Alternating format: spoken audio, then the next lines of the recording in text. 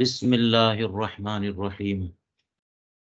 نحمده ونصلی ونسلم علی رسول الکریم اما بعد الاشباح والنظائر میں فن ثانی میں کتاب القضاء والشہادات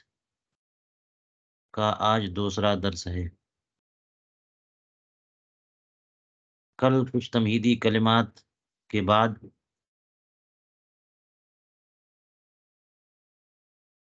امام ابن نجیم مصری رحمہ اللہ نے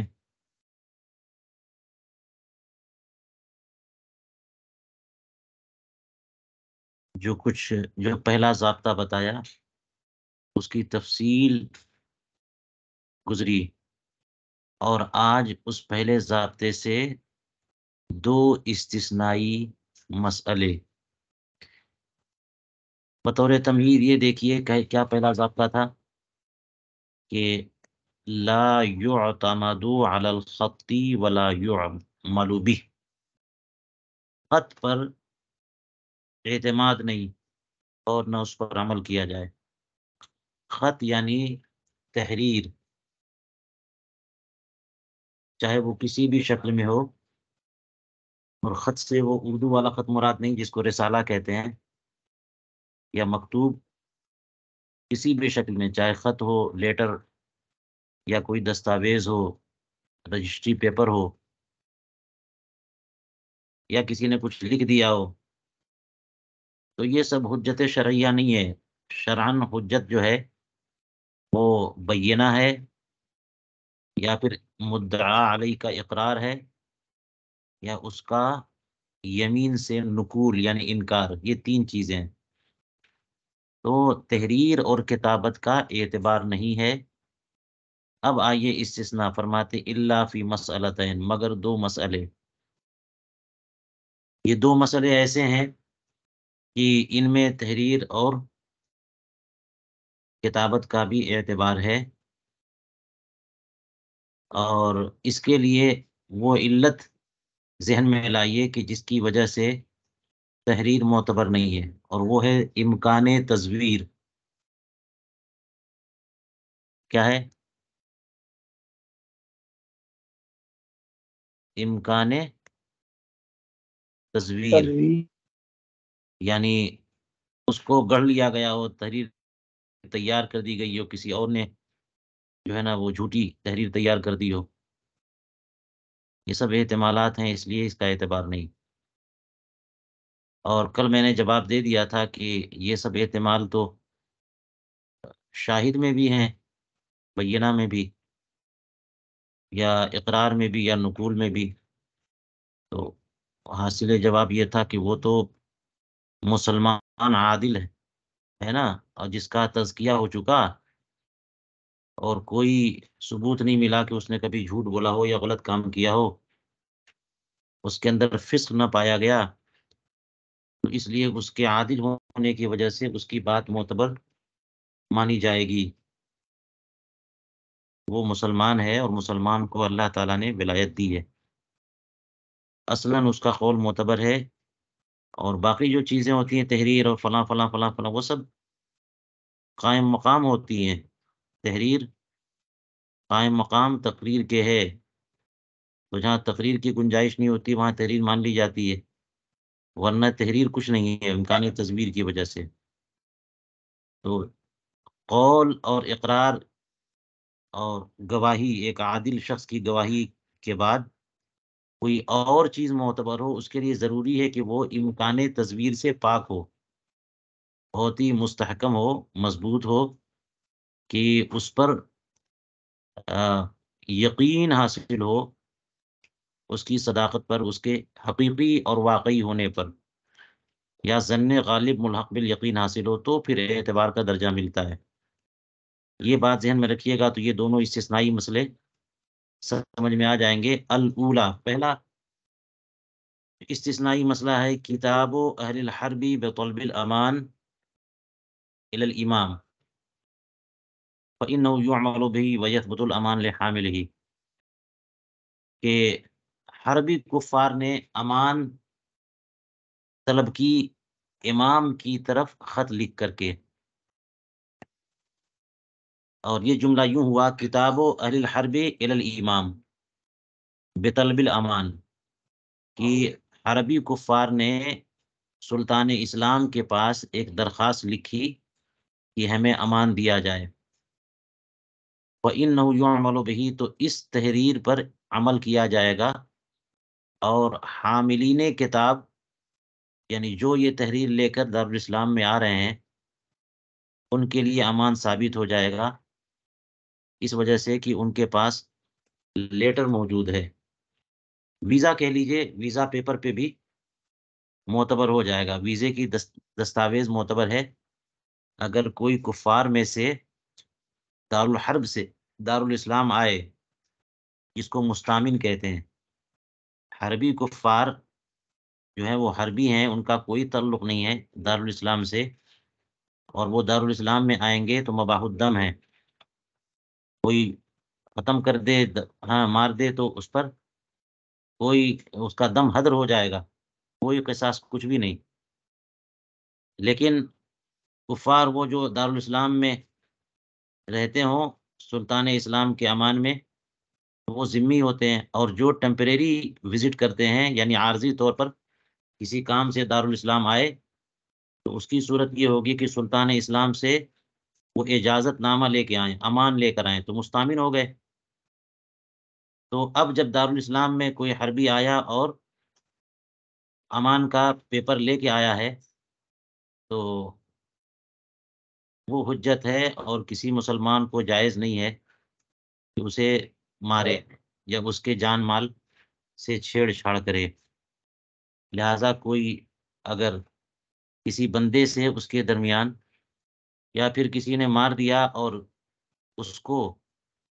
تو اس کے وارثین نے وہ لیٹر دکھایا قاضی اسلام کو کہ دیکھیے فلاں مسلمان نے ہمارے اس رشتہ دار کو مارا، حالانکہ ان کے پاس لیٹر موجود تھا کہ سلطان اسلام نے اپروول دیا ہے اور منظوری دی ہے ان کے عارضی سفر کی، پھر بھی انہوں نے مار دیا، تو دیت کا فیصلہ ہو سکتا ہے، کیونکہ یہ تحریر حجت ہے. اگرچہ اس کے لیے کوئی گواہ یا کوئی اور کچھ نہ ہو، لیکن یہ تحریر یا دستاویز، یہ حجت، یہی مطلب ہے. لیکن یہاں پر یہ ذہن میں رکھیے گا کہ عربی صرف تحریر لے کر آ رہا ہے کہ اس نے امام کی یعنی امام اسلام سلطان اسلام کے پاس ایک درخواست دی ہے، اپلیکیشن بھیجی ہے، اور وہی لے کے آ گئے. نہیں، اس پر منظوری ہو، جو اپلیکیشن پیپر ہوگا اس پہ منظوری ہو کہ ٹھیک ہے، 1 مہینہ 2 مہینہ، 1 دن 2 دن 4 دن کی ہم منظوری دیتے ہیں آپ کی وزٹ کے لیے، تو یہ وزٹ ویزا ہو گیا. اسی لیے میں نے یہاں لکھا مع امان الامام مال خاتم، یعنی جب درخواست اس نے دی کسی حربی نے، تو یہاں سے سلطان اسلام کی طرف سے اس کو چند روزہ اجازت دے دی گئی، دستخط اور مہر کے ساتھ. تو اب یہ حجت ہے. جی، کما فی سیر الخانیہ، جیسا کہ فتاوی قاضی خان کی کتاب السیر میں یہ مسئلہ موجود. تو یہ تو ایک پہلا مسئلہ ہو گیا. وَيُمْكِنُ إِلْحَاقُ الْبَرَاءَةِ السُّلْطَانِيَّةِ بِالْوَظَائِفِ فی زماننا، ہمارے دور میں وظائف سے متعلق جو براءت سلطانیہ ہوتے ہیں ان کو بھی ملحق کر سکتے ہیں، یعنی اہل حرب کی اس خط کے ساتھ. اس لیے الحاق کا متعلق جو ہے وہ یہاں پر مقدر محذوف ہے، جیسا کہ علامہ حموی نے فرمایا. تو الحاق سے متعلق بالوظائف جو نا، الحاق سے متعلق نہیں ہے، بلکہ البراءت السلطانیہ سے متعلق ہے. ٹھیک ہے، تو اس کا مطلب یہ ہوا کہ وظائف سے متعلق جو براءت سلطانیہ ہے، اور براءت سلطانیہ یعنی بادشاہ نے جو ہے اپنے عمال کو جو ہے لکھ دیا ہو ایک تحریر، ایک دستاویز بھیج دیا ہو اعلان عام کی، جن کے ذمہ قرض تھا وہ سب کے سب معاف، یا کوئی دین آتا ہو عمال پر، تو سب کو جو ہے نا عید کی خوشی میں، رمضان کی خوشی میں، یا کوئی بھی، یا کوئی اچھے کارنامے کے انعام میں جو ہے نا سارے عمال کو کہہ دیا گیا کہ فلاں فلاں چیز معاف. تو ایسی براعت سلطانیہ جو ہے اس کو بھی ملحق کر سکتے ہیں اسی تحریر کے ساتھ، یعنی اہل حرب جو سلطان اسلام کے امان کی تحریر دکھائیں، اسی طرح سے عمال اگر براعت سلطانیہ کی تحریر دکھائیں تو ان پر دین کا مطالبہ جو آ رہا تھا بیت المال کی طرف سے وہ معاف ہو جائے گا اور قضا میں اس کا اعتبار ہوگا۔ یہ کہتے ہیں کہ اس کو بھی ملحق کرنا چاہیے، کس سے؟ وہی کتاب و اہل الحرب سے، فی زماننا۔ اچھا، یہاں پر ان کانت العلت انہ لا یزور، یعنی یہ جو کہا کہ اگر علت یہ ہے کہ اس تحریر میں تصویر نہیں ہو سکتی، اس تحریر کو جھوٹ طور پر گڑھا نہیں جا سکتا، ایسا نہیں ہو سکتا کہ کوئی غلط آدمی جو ہے نا بوگس دستاویز اور ڈاکومنٹ تیار کر کے پیش کر دے کہ جناب دیکھیے برات سلطانیہ یہ ہمارے نام ہے، یا پھر سلطان اسلام نے ہمیں جو ہے وہ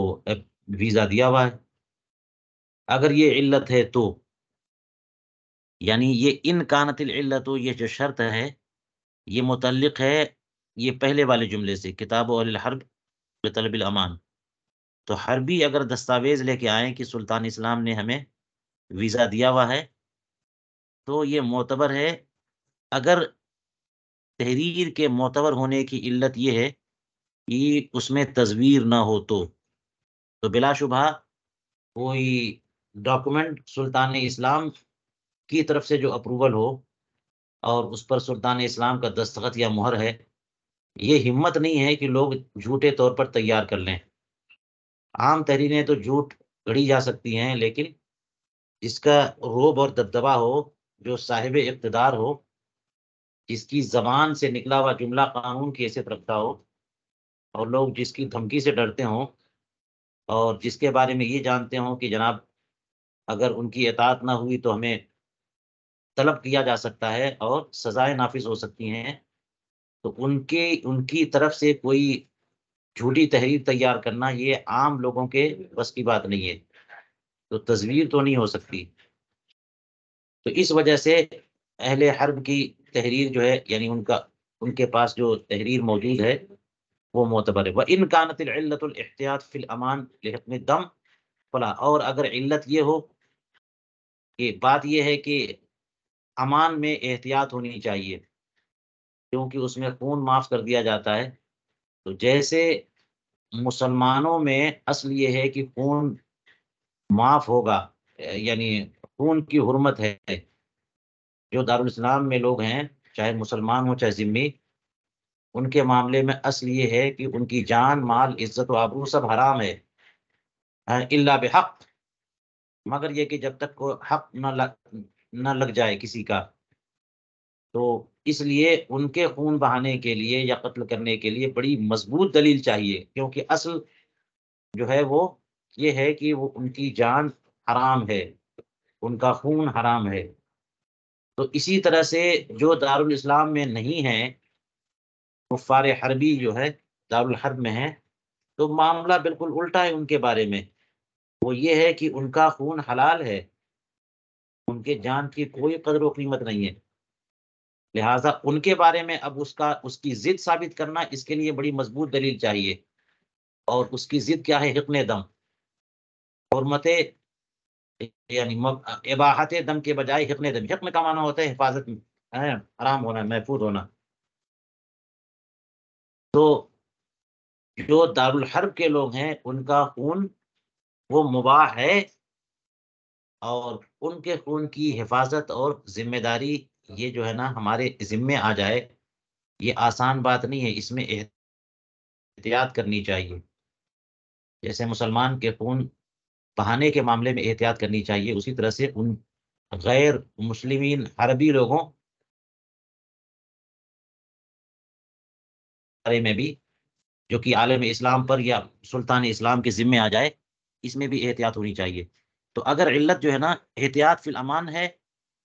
تب تو پھر یہ ہے کہ حربیوں کی ایسی کوئی دستاویز معتبر نہیں ہوگی جس میں امان کی تحریر موجود ہو، جی، لیکن علت پہلی ہے تو معتبر ہے۔ چلیے ایک استثنائی مسئلہ مکمل ہوا۔ دوسرا دیکھیے، الثانیہ یعمل بدفتر السمسار والصراف والبیاع کما فی قضاء الحانیہ، کہ سمسار، صراف اور بیاع کے رجسٹر پہ جو کچھ لکھا ہے اس پر عمل کیا جائے گا۔ یہ بھی ایک استثنائی مسئلہ ہو گیا۔ سمسار جو دلال ہوتا ہے، بروکر کہتے ہیں، ایجنٹ ہے نا، دلالی کرتا ہے بیچنے والے کی طرف سے یا خریدنے والے کی طرف سے، تو کمیشن بناتا ہے وہ۔ تو کبھی سرکاری دلال بھی ہوتے ہیں، اور کبھی کوئی نارمل عام سے لوگ جو ہے نا دلالی کرتے ہیں، تو تھوڑی محنت کر دی تو پرسنٹیج بنا لیا، کمیشن لے لیا۔ تو جو خاص قسم کے دلال ہوتے ہیں، بروکر، وہی ہیں سمسار۔ تو سمسار کے دفتر یعنی رجسٹر میں لکھا ہوا۔ اسی طرح سے صراف بینکر کہہ لیجئے، کہ جن کے پاس جو ہے لوگ تجار اپنا اپنا پیسہ لا کر کے، نقود، دنانیر، دراہم، اور آج کل کی ڈیٹ میں جو نقود کرنسی، پیسے، یہ سب لا کر کے رکھتے ہیں حفاظت کے لیے، تو وہ صراف ہے۔ بیاع جو بیچنے والے بزنس مین ہیں، کاروبار و دھندا کرتے ہیں، تو یہ بھی اپنا رجسٹر مینٹین کرتے ہیں، کیا بکا، کیا کس کے ذمہ پیسہ باقی ہے۔ ادھار بے بہت ہوتی ہے، تو جو بھی کریڈٹ پہ سامان بیچتے ہیں وہ لوگ لکھ لیتے ہیں کہ جناب بھول نہ جائیں، تو جیسی تحریر لکھیں گے اسی حساب سے پھر مطالبہ کرتے ہیں۔ تو ان کی یہ تحریر جو ان کے رجسٹر میں لکھی ہوئی ہے، یہ سب کے سب معتبر و حجت ہے جی، یہ سب معتبر ہے۔ اور اس کی وجہ یہی ہے کہ یہ سب جو ہے نا بازار کا عرف ہے، اس کے خلاف کوئی نہیں جاتا، ورنہ بازار ٹھپ پڑ جائے گا۔ اگرچہ یہاں پر جو ہے نا کوئی حکومتی روب اور دبدبا نہ ہو، حکومتی روب و دبدبا تو اوپر کے مسئلے میں تھا، لیکن یہ مارکیٹنگ کا ایک چلن ہو جائے تو عام لوگ جو ہے نا مارکیٹ کے چلن کے خلاف نہیں جاتے، ورنہ ان کا کاروبار تباہ و برباد ہو جائے گا۔ جھوٹ بولنے میں کمی نہیں کریں گے، لیکن مارکیٹنگ کا جو مارکیٹ میں جو چلن ہوگا اس کے خلاف نہیں کریں گے، ورنہ ان کا بزنس تباہ ہوگا۔ تو ہر بزنس مین جو ہے نا اپنے بزنس کو بچانے کی فکر میں ہوتا ہے، اس لیے یہ جو بروکرز ہیں اور دلال ہیں، انہوں نے اپنا کوئی رجسٹر مینٹین کیا ہوا ہے کہ اس کا بکری کروایا، اس میں اتنا پرسنٹیج میرا بنا، اور یہ میرا کمیشن ہے، اور انہوں نے دیا نہیں ہے، تو اسی کو دیکھ کر کے دعویٰ کیا گیا تو اس کا اعتبار ہوگا۔ صراف بینکر جو ہے نا، لوگوں نے پیسہ جا کے رکھا اور اس نے سب لکھ دیا کہ فلاں کا اتنا، فلاں کا اتنا، فلاں کا اتنا، تو اس میں کوئی گواہی اور یہ سب مرحلہ نہیں ہوتا، بس اسی اعتماد پہ چلتا رہتا ہے۔ سب کے سب لوگ لا کے صراف کے پاس رکھتے ہیں، اور پھر جب ضرورت ہوتی ہے لے جاتے ہیں، جیسے آج کل کا بینکنگ سسٹم ہے۔ تو بینکنگ سسٹم میں بھی تو خالی کہاں گواہی ہوتی ہے اور کہاں بینہ اور اقرار کی بات ہوتی ہے، بس تحریر ہے اور پاس بک پہ چڑھ گئی رقم، وہی معتبر ہے، کہیں اس کے خلاف ہوتا نہیں ہے کہ کوئی غلط طور پہ پاس بک پہ چڑھا دے۔ اور اسی طرح سے بیچنے والے نے اپنے رجسٹر کو مینٹین کیا ہوا ہے، اس میں لکھا ہے کہ فلاں کو میں نے فلاں چیز بیچی، اتنا پیسہ دیا اور اتنا پیسہ باقی ہے، تو کل کو اس نے اسی کو دکھا کر کے جو ہے وہ دعویٰ کر دیا، تو اس کا کچھ نہ کچھ اعتبار ہے، کما فی قضاء الحانیہ۔ تو یہ دو مسئلے ہو گئے۔ اب کہتے ہیں وَتَعَقَّبَهُ الطُّرْسُوسِي بِأَنَّ مَشَائِخَنَا رحمهم اللہ ردوا على مالك في عمله بالخط لكون الخط يشبه الخط۔ علامہ طرسوسی نے اپنے فتاوی میں جو ہے اس کا تعقب کیا ہے، یعنی قضاء خانیہ میں یہ جو مسئلہ لکھا ہوا ہے کہ سمسار اور دلال اور یہ صراف وغیرہ صرف اپنے رجسٹر پہ چڑھا دیں گے تو وہ بھی معتبر حجت ہے، یہ کیسے ہو سکتا ہے؟ علامہ طرسوسی نے اس پر جو ہے نا وہ گرفت کی ہے کہ یہ تحریر ہے، یہ تو، اور تحریر پر اعتماد کیسے ہوگا قضا کے معاملے میں؟ اور ان کی دلیل یہ تھی کہ ہمارے مشائخ رحمہم اللہ فرماتے ہیں، ہمارے مشائخ حنفیہ نے تو امام مالک پر رد کیا ہے فی عملہ بالخط، کہ وہ تحریر کو پر عمل کرتے ہیں، کہ تحریر کو معتبر مانتے ہیں امام مالک۔ امام ابو حنیفہ جو ہے نا ائمہ حنفیہ تحریر کو معتبر نہیں مانتے، اور امام مالک تحریر کو معتبر مانتے ہیں۔ تو جب امام مالک جو تحریر کو معتبر مانتے ہیں، ہمارے مشائخ حنفیہ نے تو ان کا رد کیا ہے، اور رد کرنے کی وجہ کیا؟ لکون الخط یشبہ الخط، کیونکہ تحریر تحریر کے مشابہ ہوتی ہے، تو پھر اعتماد کیسے ہوگا؟ ایک طرح کی تحریر کسی نے لکھ دی، اسی طرح سے کوئی نقالی بھی کر سکتا ہے، تو اس کا دستخط اس نے کر دیا اور آپ کہیے کہ فلاں کا دستخط ہے، حالانکہ کسی اور نے کیا ہے، تو امکان تصویر تو پورا کے پورا ہے، اس لیے تحریر معتبر نہیں ہوگی۔ اس طرح سے امام مالک پہ رد کیا، اور یہاں پہ قضائے خانیہ میں کہا جا رہا ہے کہ تحریر معتبر ہے فلاں فلاں فلاں فلاں کی، فکیف عملوا بھی ہونا، تو یہاں سمسار و صراف و بیاع میں کیسے انہوں نے تحریر پر عمل کر لیا؟ ورد ابن وہبان، اور علامہ ترسوسی نے جو رد کیا، اس رد کو رد کیا علامہ ابن وہبان نے۔ اب یہ ہو سکتا ہے کہ ان کے منظومہ میں ہو یا ان کی دیگر کتابوں میں ہو، دیکھنا پڑے گا کہاں پہ انہوں نے رد کیا۔ تو رد کیسے کیا؟ کہ بِأَنَّهُ لَا يُكْتَبُ فِي دَفْتَرِهِ، یا بِأَنَّهُ لَا يَكْتُبُ فِي دَفْتَرِهِ إِلَّا مَا لَهُ وَعَلَيْهِ، کہ یہ لوگ جو سمسار ہیں، سمسار و صراف و بیاع، یہ تو وہی چیز اپنے رجسٹر میں لکھتے ہیں جو ان کا اپنا آتا ہو یا ان کے اوپر دین ہو، ما لہو وما وعلی، جو ان کو لینا ہے یا جو ان کو دینا ہے، یہی تو لکھتے ہیں۔ کوئی اور چیز جو ان کا آتا ہی نہیں، غلط طور پہ لکھ دیا ہو، یا جو ان کو دینا ہے وہ لکھا ہی نہیں، ایسا ہوتا نہیں ہے۔ ایسا اگر کوئی صراف کرے گا اور کل کو جس تاجر نے اسے پیسہ دیا ہوا ہے اور وہ مطالبہ کرنے آیا اور اس نے منع کر دیا کہ ہمارے پاس رجسٹر میں کوئی تحریر نہیں ہے، تو پھر وہ تو پورے مارکیٹ میں جا کے عام کر دے گا، اور پھر کل سے کوئی تاجر اس کے پاس پیسہ دے گا ہی نہیں، سارا بزنس اس کا فیل ہو جائے گا۔ تو یہ سب ہوتا نہیں ہے، یہ لوگ لکھتے وہی چیز ہیں جو حقیقی طور پر کسی کا دین ہو یا ان کا دین ہو۔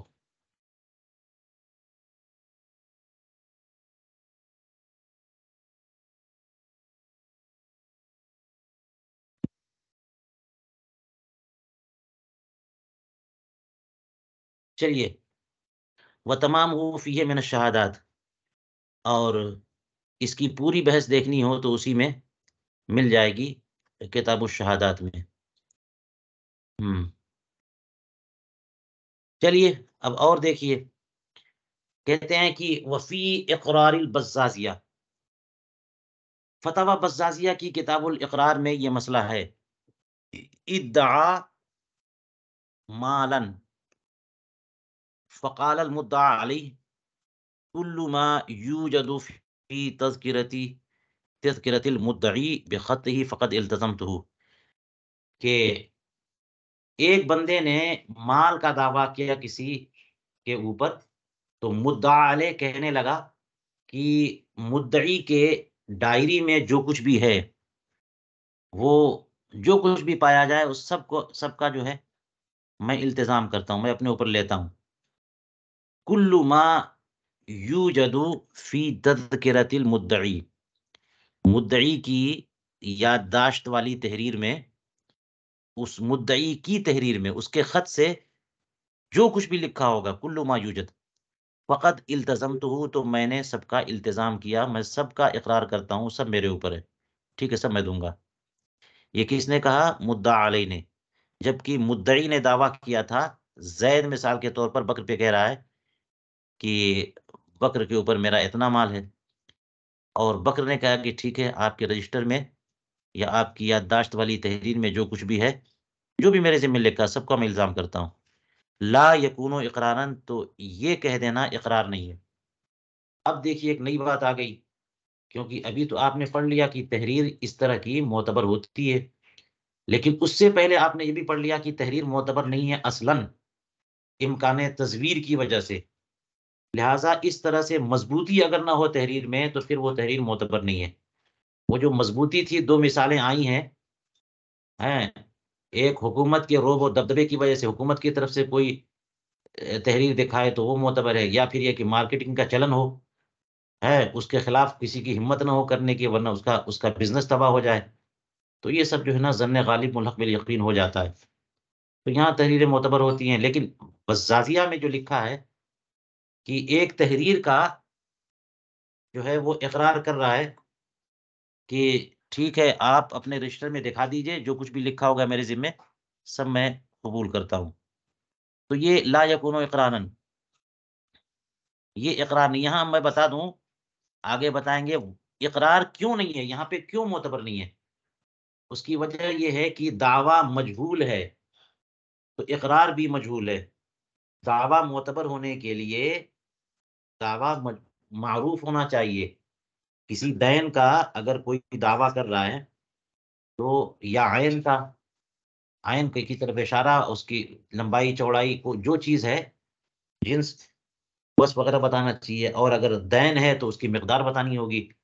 تو اب مدعی نے کہہ دیا کہ میرے اس کے ذمے، بکر کے ذمے مال ہے، کچھ نہیں بتایا کتنا مال ہے، کیسا مال ہے، اور مدعا علیہ نے بھی وہی بات کہہ دی کہ جو کچھ بھی لکھا ہے تمہاری ڈائری میں سب میں اپنے ذمے لیتا ہوں، تو اقرار یہ ہوگا کیسے؟ یہ تو دعویٰ مجہول ہے، اقرار مجہول ہے، یہ سب نہیں چلتا۔ تو یہاں جہالت کی وجہ سے جو ہے نا، یہ تحریر معتبر نہیں۔ وَقَضَى لَوْ قَالَ، اسی طرح سے ہاں اگر مدعا علیہ کہہ دے کہ ما کان فی جریدتی کا فعلیہ، کہ تمہارے جریدہ میں یعنی تمہاری کاپی میں جو کچھ لکھا ہوا ہے وہ سب میرے ذمے، تو ایسی صورت میں بھی لا یکون اقرارا، وہ اقرار نہیں ہے، معتبر نہیں ہے۔ وجہ وہی ہے کہ مجہول ہے۔ یہ جو کہہ رہا ہے کہ ما کان فی جرید، جو کچھ بھی ہے، تو بتا ہی نہیں رہا کیا ہے۔ نہ اس نے کہا کہ یہ اتنا مال ہے، اور نہ یہ اپنے اقرار میں بول رہا ہے کہ جتنا مال، اگر یہ لکھا ہے، اتنا لکھا ہے تو میرے ذمے۔ اس نے کہہ دیا ما کان فی جریدتی کا، تو مجہول ہے۔ اسی لیے اللہ کہہ کے استثناء کر رہے ہیں، الا اذا کان فی الجریدۃ شیء معلوم، مگر جب کہ اس کاپی میں شیء معلوم لکھی ہو، معلوم چیز لکھی ہے کہ یہ جو چیز ہے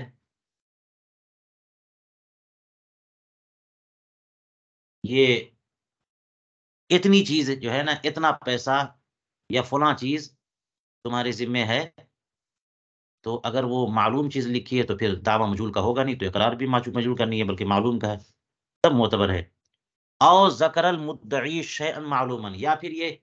کہ مدعی نے جو دعویٰ کیا تھا اس میں شیء معلوم کا دعویٰ کیا تھا، کہ فلاں کتاب تمہارے ذمے ہے، اتنا گیہوں تمہارے ذمے ہے، معلوم چیز کا دعویٰ کیا تھا، اور مدعا علیہ نے فقال المدعا علیہ، تو اس کے جواب میں مدعا علیہ نے کہا ما ذکرنا، وہی جو ہم نے اوپر ذکر کیا۔ ما ذکرنا سے مراد یہ ہے کہ اوپر جو کہا تھا کہ کل ما یوجد فی تذکرۃ المدعی بخطی فقد الزمته، اسی طرح کی بات اس نے مدعا علیہ نے کہہ دیا۔ مدعی نے شیء معلوم کا دعویٰ کیا، مدعا علیہ نے کہا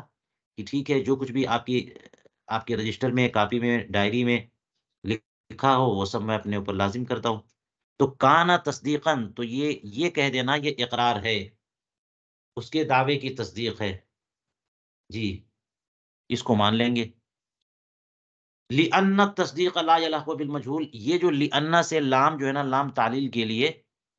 یہ جو ہے یہ علت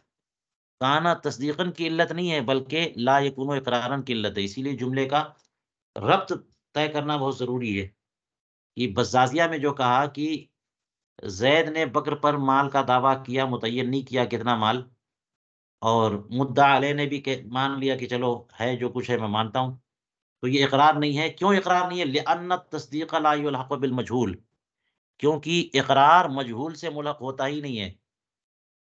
ایسی تصدیق نہیں مانیں گے، ایسا اقرار نہیں مانیں گے جو مجہول کہ ہاں ٹھیک ہے کچھ مال ہے۔ زید نے کہا بکر پر میرا کچھ مال ہے، بکر نے کہا ٹھیک ہے ہاں ہاں ہاں کچھ ہے، تو اس سے کچھ لازم نہیں آ سکتا۔ قاضی جو نا فیصلہ کیا کرے گا، کتنا دینے کا مطالبہ کرے گا، پھر نصاب باقی رہ جائے گا، اس نے 10 دیا تو اس نے کہہ دیا کہ نہیں نہیں 20 تھا، اس لیے یہ سب دعویٰ اور یہ سب معتبر نہیں ہے۔ وَقَضَا اِذَا أَشَارَ إِلَى الْجَرِيدَةِ، یوں ہی جب وہ دفتر اور کاپی کی طرف اشارہ کرے، وقال، اور بولا ما فیہا فہو علیہ، اس کاپی میں، فلاں کاپی جو میں جس کی طرف میں اشارہ کر رہا ہوں، اس میں جو کچھ لکھا ہے میرے ذمے، فہو علیہ، وہ سب کے سب میرے ذمے ہے، جو کچھ بھی لکھا ہے وہ سب میرے ذمے ہے۔ کذالک، اسی طرح سے، یعنی مدعی نے کہا کہ اس کاپی میں جو کچھ لکھا ہے وہ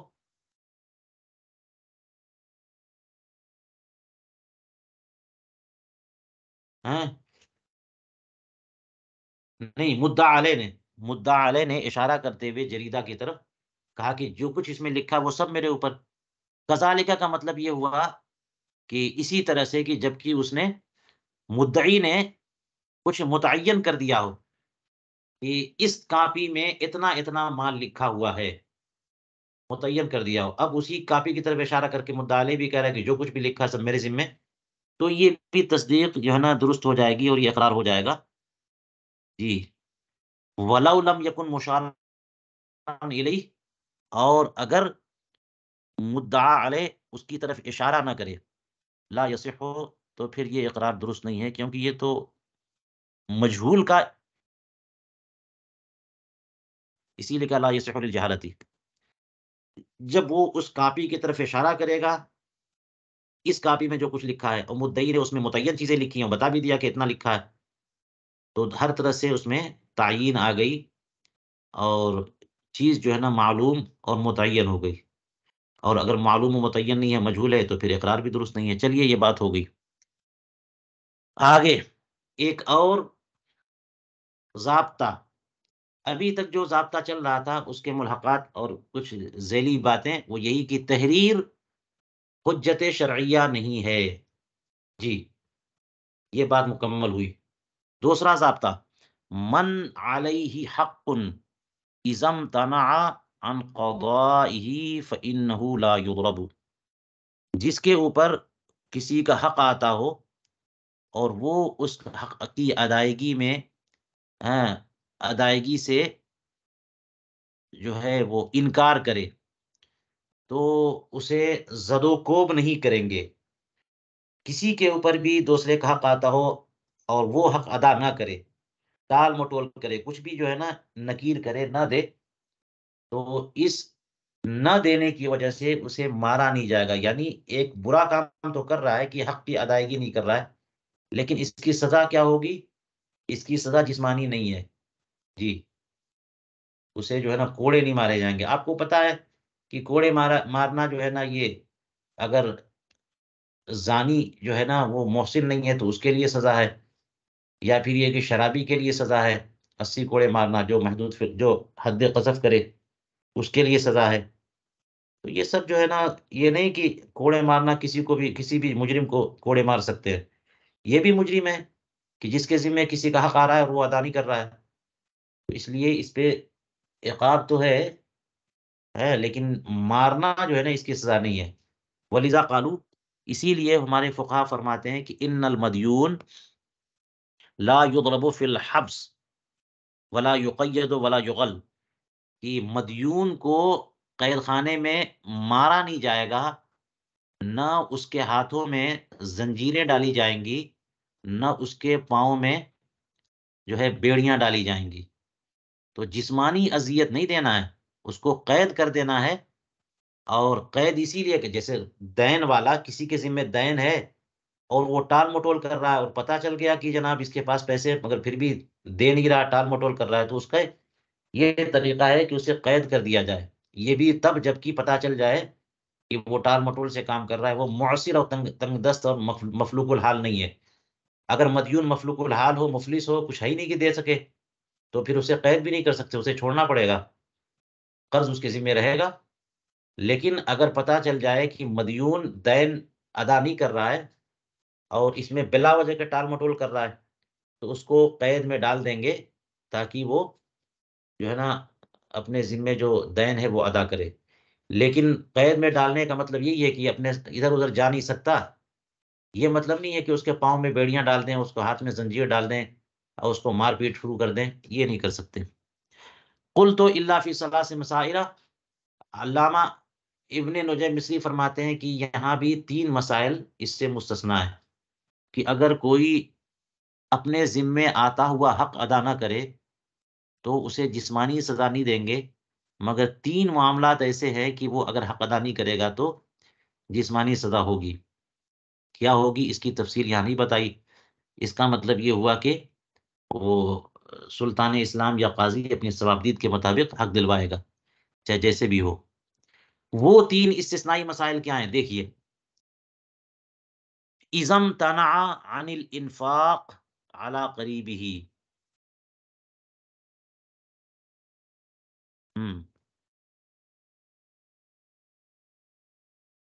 کیا کہا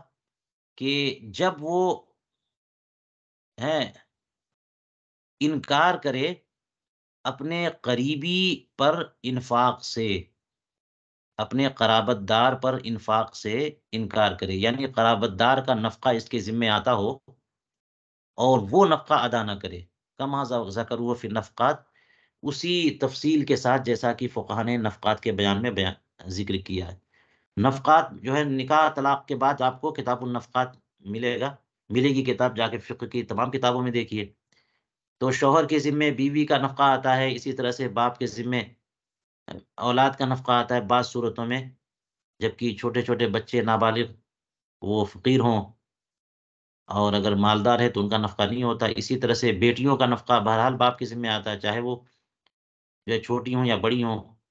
اور اسی طرح سے ماں باپ کا ذمہ بھی آ جاتا ہے، ماں باپ کا نفقہ بھی بیٹے کے ذمہ آ جاتا ہے اگر ماں باپ فقیر اور محتاج ہیں۔ اور اسی طرح سے اصول و فروع کا نفقہ آتا جائے گا، جی، یہاں تک کہ پھر کبھی ان کے بعد بھائی جو اسبا کی ترتیب ہے اسی اعتبار سے آپ دیکھ لیجئے کتاب النفقات میں، تو لوگوں کے نفقے قرابت داروں پر آتے ہیں، یہاں تک کہ بھائی، چچا، پھوپھی وغیرہ ان سب کا نفقہ اگر ان کا کوئی قریبی نہیں ہے اور آپ ہی ہو اور وہ فقیر محتاج ہیں تو پھر ان پر کون خرچ کرے گا؟ تو آپ ہی کو خرچ کرنا پڑے گا۔ جی، تو اس طرح سے اگر آپ کے ذمے شرعاً نفقہ آ رہا ہے کسی قرابت دار کا اور آپ ادا نہیں کر رہے ہو، تو آپ کو یوں نہیں چھوڑ دیا جائے گا، بلکہ آپ سے کسی بھی طور پر نفقہ لیا جائے گا اور مجبور کیا جائے گا کہ آپ خرچ کرو۔ دوسری دوسرا مسئلہ ہے کہ اذا لم ہاں یقسم بین نسائہ ووعظ فلم یرجع، کہ اگر وہ اپنی چند بیویوں کے درمیان باریاں نہ دے، ان کو باریاں نہ دے، اور اس سلسلے میں اس کو نصیحت کی گئی اور پھر بھی باز نہ آئے، جیسا کہ السراج الوہاج کی کتاب القسم میں یہ مسئلہ لکھا ہے، تو اس کو یوں ہی نہیں چھوڑ دیں گے، بلکہ بہرحال اس کو مجبور کریں گے کہ ایک سے زیادہ بیویاں ہیں تو باری دے، جی، ورنہ بہت نقصان ہو جائے گا کسی نہ کسی ایک زوجہ کا۔ اور تیسرا مسئلہ ازم تنع من کفارت الظہار مع قدرتی، کہ اگر کوئی بندہ کفارِ زہار ادا نہیں کر رہا ہے حالانکہ کفارِ زہار پر قدرت ہے۔ زہار کا بیان آپ نے پڑھ لیا ہوگا، اپنی زوجہ کو ہے نا پوری ذات یا کسی عضو یا جز جس سے پوری ذات کی تعبیر ہوتی ہو، اسے مشابہ قرار دے دے اپنی محرمات میں سے کسی ایک کے ساتھ، اپنی والدہ، اپنی بیٹی، اپنی ماں،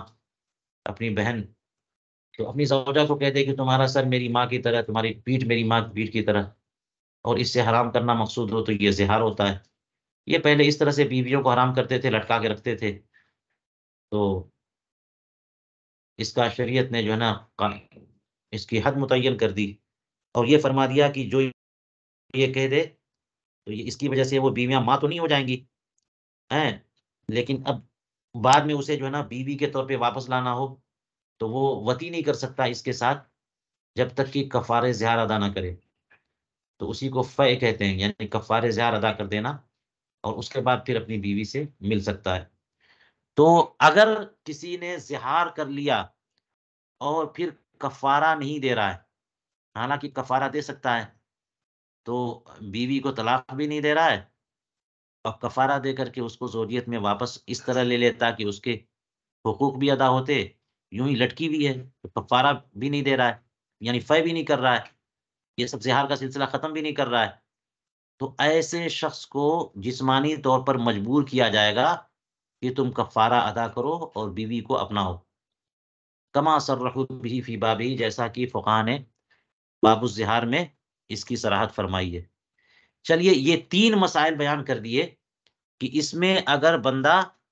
حق تلفی کر رہا ہے اور حق ادا نہیں کر رہا ہے تو اسے جسمانی سزا بھی دی جا سکتی ہے تاکہ حق ادا ہو اور نقصان نہ ہو قریبی کا۔ تو ان تینوں میں یہ جو تینوں مثالیں جو ہیں فرمائی مستثنا، تو علت جامعہ کیا ہے؟ کیوں کیوں یہاں پر جسمانی سزا دی جا سکتی ہے حالانکہ حق کی ادائیگی میں کوئی کوتاہی کرے تو جسمانی سزا نہیں ہے بلکہ قید کر دینا ہے؟ یہاں کیوں جسمانی سزا ہے؟ کہتے ہیں علت جامعہ یہ ہے کہ ان الحق یفوت بالتاخیر، کہ لیٹ کرنے سے، تاخیر کرنے سے حق فوت ہو جائے گا، اس کی قضا کی کوئی صورت نہیں ہے۔ اور سب صورتوں میں یہ ہوتا ہے کہ جناب لیٹ کر رہا ہے تو حبس کر دیا، ہیں اس کو یعنی قید کر دیا، جیسے کوئی دین قرض ادا نہیں کر رہا ہے تو اسے قید کر دیا یہاں تک کہ دے، تو دینا تو ہوگا اسے، ٹائم کہا تھا اس نے 1 مہینے میں دوں گا، 2 مہینہ ہو گیا ابھی تک نہیں دے رہا ہے، تو سال بھر کے بعد تو یعنی قضا کی صورت تو ہے نا، وہ دین تو جو ہے وہ ساقط نہیں ہوگا، قضا کی صورت تو ہے، لیکن یہاں جو 3 صورتیں ہیں اس میں اگر حق فوت ہو گیا تو فوت ہو گیا، اب قضا کی صورت نہیں ہے، اس لیے یہ بالکل نقصان پہنچانا ہو گیا، ایسا نقصان کہ جس کی تلافی نہیں ہو سکتی، لہٰذا اس وقت جب کہ بندہ حق کی ادائیگی نہیں کر رہا ہے، مجبور کیا جائے گا کہ حق کی ادائیگی کرو ورنہ سامنے والے کا نقصان کنفرم ہے۔ جیسے مثال کے طور پر اپنے قریبی قرابت دار پر خرچے کی بات ہے، تو اسے تو کھانا دوپہر میں کھانا ہے، رات میں کھانا ہے، بھوک لگے گی، آپ نہیں دو گے تو بھوکا سوئے گا، یہاں تک کہ کئی دن نہ تو بھوکا مر بھی سکتا ہے، تو بعد میں آپ کھانا دو گے تو وہ قضا تھوڑی ہے، اور جب کسی وقت نفقہ آدمی نہیں دیتا تو وہ نفقہ ساقط ہو جاتا، ختم ہو جاتا ہے، وہ دین نہیں ہوتا، پھر اگلے وقت کھانا دینا ہوتا ہے، وہ بھی نہیں دیا تو وہ بھی ساقط ہو گیا، پھر اگلے وقت کا کھانا، تو جو آپ نے خرچ نہیں دیا ہے وہ تو ساقط ہو گیا، اب قضا کی صورت نہیں ہے، تو طلاق تو نقصان تو پہنچا دیا آپ نے، اور نقصان ہی پہنچانے کی اجازت نہیں ہے، ایسا نقصان جس کی تلافی نہیں ہو سکتی، اس لیے مجبور کیا جائے گا کہ تم خرچہ دو، جاؤ کماؤ لاؤ، کسی طرح سے خرچہ اٹھاؤ۔ بیوی جو ہے ایک سے زیادہ ازواج ہیں، اب ایک کی باری نہیں رکھی ہے، دوسرے کی باری رکھی ہے، یہ دوسرے کے پاس رہتا ہے، تو جس کی باری نہیں ہے اس کا نقصان ہوا کہ نہیں ہوا، اور یہ ایسا نقصان ہے جس کی قضا نہیں ہے کہ جناب اس کو ایک دن کی باری نہیں دی اور بعد میں جو ہے وہ ایک ایک دن کی باری سیٹ تھی وہ نہیں دیے، تو بعد میں اس کو 2 دن دے دیا، تو یہ قضا تو نہیں ہے، جب 2 دن دے گا تو پھر دوسرے والے کو بھی 2 دن دینا پڑے گا، تو یہ ایسی باری کا معاملہ ایسا ہے کہ اس کی حق تلفی ہو جاتی ہے، اور جب حق تلفی ہوئی تو اس کی تلافی نہیں ہے، تو اس لیے اس کی اجازت نہیں دیں گے کہ حق تلفی کوئی کرے کسی کی، اور یہی معاملہ کفارہ زہار کا ہے، تو کہتے ہیں علت جامعہ یہ ہے کہ حق فوت ہو جاتا ہے اس میں تاخیر کرنے سے، لأن القسمہ لا یقضا، کیونکہ باری کی قضا نہیں ہے،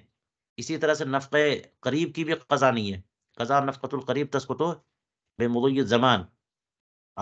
زمانہ جب گزر جاتا ہے، وقت گزر جاتا ہے تو وہ نفقہ بھی ساقط ہو جاتا ہے، پھر اگلا نفقہ آتا ہے، وحقها فی الجماع یفوت بالتاخیر، اور اسی طرح سے جو دوسری زوجہ ہے اس کا جو حق ہے جماع میں وہ آپ لیٹ کریں گے تو اس کا حق جو ہے نا ساقط ختم ہو جاتا ہے، اس کی قضا نہیں ہے، پھر اگلے دن ہے، ہاں کہتے ہیں یفوت بالتاخیر لا الی خلف، اس کا کوئی خلیفہ نہیں ہے، اس کا کچھ اور کسی اور طریقے سے تلافی آپ نہیں کر سکتے، اس لیے بہرحال آپ کو باری دینی ہے۔ چلیے آج یہیں تک درس روکتے ہیں۔